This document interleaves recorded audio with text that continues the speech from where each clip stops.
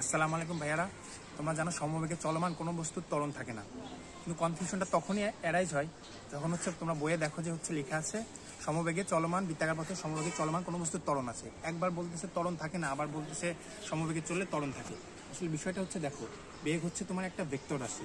Vector রাশির বৈশিষ্ট্যটা কি ভাইয়া? দুইটা, একটা ভেক্টরের মান থাকে এবং দিক। তাহলে ভেক্টরের যদি মান চেঞ্জ হয় তাহলে ভেক্টরটা চেঞ্জ হবে, আর ভেক্টরের দিকটা চেঞ্জ হলেও ভেক্টরটা চেঞ্জ হবে। কারণ বেগটা তোমার ভেক্টর রাশি। যখন তুমি কখনোই সমবেগে বৃত্তাকার পথে চলতে পারবে না। কারণ দেখো, সমদ্রুতিতে চলতে পারবা, বেগের মানটাই তো দ্রুতি।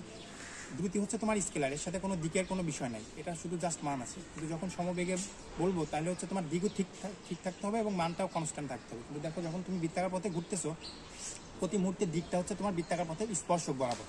প্রতি মুহূর্তে বেগের দিকটা চেঞ্জ হচ্ছে, বেগের মান বা দ্রুতি যেটা কনস্ট্যান্ট আছে, কিন্তু দিক চেঞ্জ হচ্ছে। তাহলে দিক চেঞ্জ হলে তো তোমার যেন কোনো ভেক্টরের দিক চেঞ্জ, মানে দিক চেঞ্জ হলে ভেক্টরটা চেঞ্জ হবে, তাহলে বেগ চেঞ্জ হচ্ছে প্রতি মুহূর্তে। তাহলে সমবেগে কখনোই তুমি বৃত্তাকার পথে ঘুরতে পারবে না। সমদ্রুতিতে ঘুরতে পারবা, বেগের মান সেটা কনস্ট্যান্ট থাকবে, কিন্তু সমবেগে ঘুরতে পারবে না।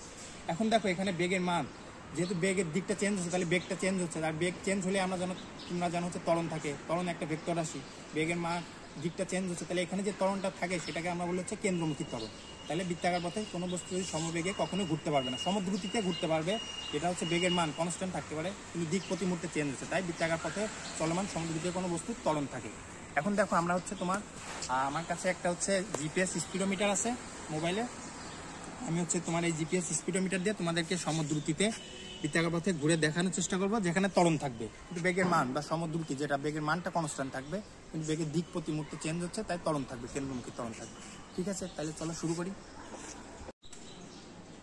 দেখো ভাইয়া, আমি GPS speedometer online play store থেকে, তোমার অ্যাপ স্টোর থেকে ডাউনলোড করছি। এখানে তোমার আমার তাৎক্ষণিক দ্রুতিটা দেখাবে সবসময়।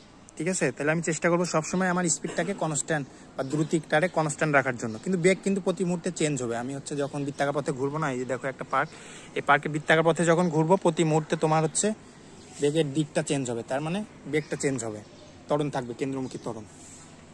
তাহলে চলো শুরু করা যাক, আমরা শুরু করি।